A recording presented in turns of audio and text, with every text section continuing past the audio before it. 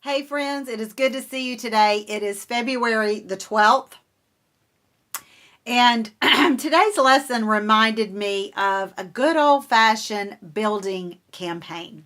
Have you ever been part of one of those at church? I don't even know if they still do those anymore, like campaigns. Maybe they have a special offering for them. But we had, in the church I was growing up in, we had campaigns where people would come around, the deacons would come around, and the deacons are the leaders in the church, the lay leaders of the church, would come around with a little packets, and they would tell you, this is what your money is going to be going to, and this is what would you like to commit to do, and we're going to have a first fruits offering on such and such day, and how about praying about what you think God wants you to give. And I remember we were building the brand new sanctuary. It's not brand new, but at the time it was new then, that we're building a new sanctuary. And my parents agreed to double tithe. So above their regular tithe, and then they were doubling that above it. So that meant we were going to be living off 70% of my dad's income for 3 years. They committed for 3 years. Above and beyond. 20% above and beyond that 10% tithe that they naturally already gave with a willing and generous heart. I was amazed at that. But God stirred their heart. He inclined their heart to give above and beyond the normal offering that they would give. And it took the collective above and beyond giving of those whose hearts were willing to build the sanctuary that now is on the corner of two main thoroughfares over in Charlotte, where I grew up, and eventually that's where I got married, in this big sanctuary. So sometimes God calls us to give above and beyond. And it's important that we focus on this. This word is called terumal. Let's see. Terumal. Terumal. I hope I'm saying that right. I'm not, but that's okay. And it's mentioned multiple times in multiple verses in this whole process of building and making the sacred garments for the priest. And this is above and beyond gift. This is a gift that's set apart specifically for this, so to speak, campaign, this, so to speak, cause.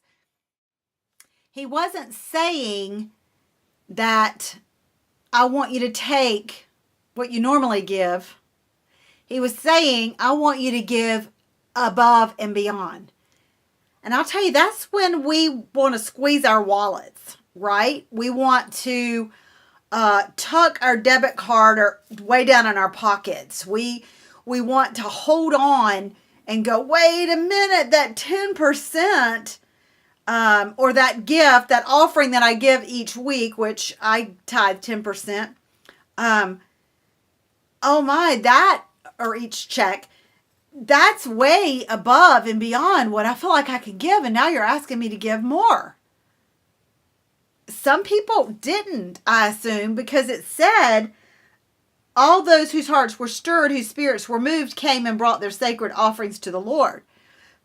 Which to me implies that maybe some hearts weren't stirred.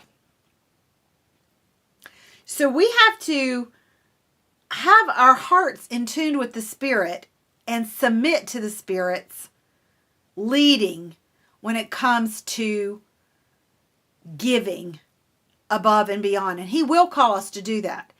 But this is what I want you to hear out of this message, is that giving is not always about money. And it took me many years to realize that. I have faithfully, I have been a faithful giver of my offerings to the church for many years. I learned when I was young.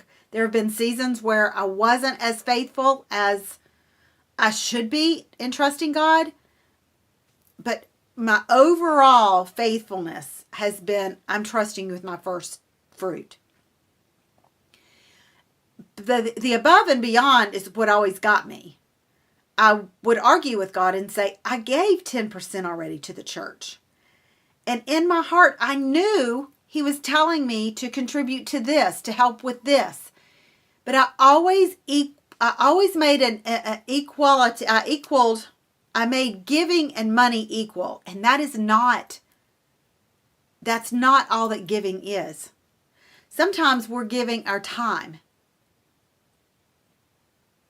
to shut-ins, to those that are at the hospital that just need somebody to come in and bring them a balloon or a flower. Sometimes we're giving our talent to help. Maybe we can bake, and there's something going on at church, and you can bake some cakes or cookies or cupcakes or key lime pies, whatever it might be. Maybe you're a good cook and you can make a couple pots of spaghetti for the potluck supper. Or your Sunday school is starting a meal train, or your small group is starting a meal train for a family in need. Yes, that does involve money, but very little when it comes to if you're making a pot of spaghetti, just add a little bit more to it and you've got enough for 2 families. Do you see what I'm saying? There's always a nonprofit that needs donations. Maybe it's time, maybe it's talent, maybe it's financial. There's always a community need, missions at work. There's always a person in the church that has a need. You don't know what those needs are? Go to somebody in your church and say, a leader in your church, and say, I'm feeling the stir to give above and beyond. Can you tell me someone that has a need and what that need is? Or, this is what I have to offer. If you can't tell me, can I trust you to give this to the person who needs? Because sometimes people are private and they don't want it out. But maybe there's a family who needs clothes for their children, needs a new pair of shoes for their son or their daughter. Boys grow out of shoes all the time. Whatever it is, there is a time when God will stir our heart, incline our hearts to give above and beyond. And I'll tell you, those that are willing to do that see God in a way that those who aren't willing to do it will never see.